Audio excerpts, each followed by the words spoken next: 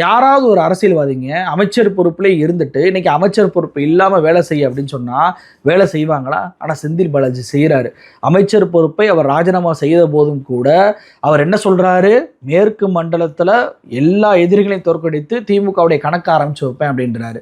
அந்த அளவுக்கு அவர் பேசுவதற்கான காரணம் என்ன? கொள்கை தான். அந்த கொள்கையும் அந்த உறுதிப்பாடும் அவருடைய அந்த செயல்பாடுகளும் தான் இன்னைக்கு உங்களை இப்படியெல்லாம் கதற வச்சிருக்கு. எடப்பாடி பழனிசாமி ஒரு பக்கம் என்னங்க இருக்கிற எல்லா அமைச்சர் பொறுப்பையும் அவருக்கு தான் கொடுப்பீங்களா, வேற ஆளையே இல்லை அப்படின்னு சொல்லி இன்னைக்கு பிரஸ் மீட்ல பேசுவதெல்லாம் பார்க்க முடியுது.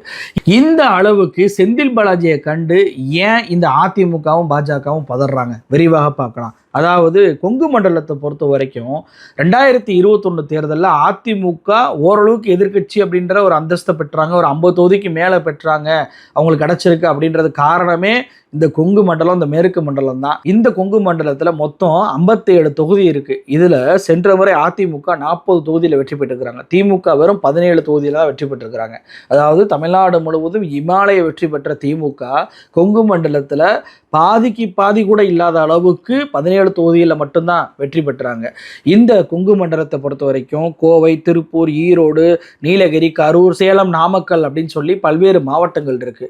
அதிமுகவை பொறுத்த வரைக்கும் ஒவ்வொரு முறையுமே அவர் ஆளுங்கட்சியாக வந்த போதும் சரி, எதிர்கட்சியாக வந்த போதும் சரி, இந்த பகுதியில் மட்டும்தான் அவங்களுக்கு அதிகமான எம்எல்ஏக்கள் என்பது கிடைக்குது. 2016 தேர்தலில் கூட 57 சீட்ல 45 சீட்டு இவங்க இங்கே தான் ஜெயிச்சாங்க. அப்போ இந்த அத்தனை மாவட்டங்கள்லையுமே அதிமுக மிகப்பெரிய அளவுக்கான வெற்றிகளை பெறுவதனால தான் அவங்க போன மாதிரி டீசென்டான அந்த தொகுதிகளை பெற முடிஞ்சு. ஆனா இது அப்படியே மாறிடுச்சு. 2021 சட்டமன்ற தேர்தல் முடிஞ்ச பிறகு மேற்கு மண்டலத்துடைய பொறுப்பாளராக செந்தில் பாலாஜி அவர்களை முதலமைச்சர் ஸ்டாலின் அவர்கள் நியமிக்கிறார். இப்படி நியமிச்ச பிறகு பார்த்தீங்க அப்படின்னா பூத் வாரியாக எல்லா இடங்களுக்கும் நேரடியாக பயணப்பட்டு திமுகவுடைய அந்த நிர்வாகிகளை மாற்றி அமைத்து மிகப்பெரிய பலம் வாய்ந்த ஒரு கட்சியாக மேற்கு மண்டலத்தில் திமுகவை மாற்றிருக்கிறாரு செந்தில் பாலாஜி அவர்கள்.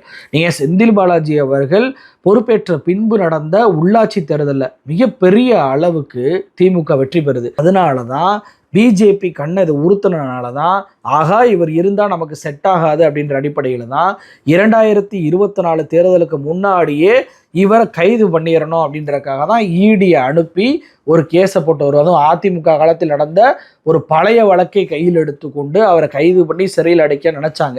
ஆனால் சிறையில் இருந்து கொண்டே 2024 தேர்தலையும் நாடாளுமன்ற தேர்தலையும் சம்பவம் பண்ணிட்டாரு செந்தில் பாலாஜி அவர்கள். இன்னைக்கு அவர் வெளியே வந்துட்டாரு. வெளியே வந்த பிறகு அமைச்சர் பொறுப்பை பறிச்சுருவோம், அமைச்சர் பொறுப்பை பறிச்சுட்டோம் அப்படின்னா செந்தில் பாலாஜி முடங்கிடுவாரு அப்படின்னு சொல்லி கனவு கொண்டாங்க.